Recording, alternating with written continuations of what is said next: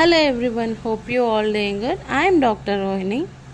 మీకు తెలుసా కలుషితమైన నీరు, కలుషితమైన ఫుడ్, పాస్చరైజేషన్ మిల్క్, సరిగ్గా ఉడికించని చికెన్ కానీ మీట్ కానీ తింటే పెరాలసిస్ వస్తుందని? అవునండి, ఇది నిజమే. రీసెంట్గా పూణేలో 140 మెంబర్స్ పైగా జీబీఎస్ వల్ల ఎఫెక్ట్ అయ్యి కొంతమంది వెంటిలేటర్ సపోర్ట్తో కూడా ఉన్నారు. కేవలం బ్యాక్టీరియా క్యాంపైలో బ్యాక్టీరియా జెజునై అనే బ్యాక్టీరియా చికెన్ యొక్క ఇంటెస్టైన్ అండ్ అదర్ పౌల్ట్రీలో ఇది సర్వైవ్ అవ్వడం వల్ల ఇది ఎలా స్ప్రెడ్ అవుతుందంటే, మీట్ కానీ చికెన్ కానీ అప్ టు 74 degrees వరకు ఉడికించకుండా తీసుకుంటే ఈ బ్యాక్టీరియా అనేది సర్వైవ్ అవుతుంది.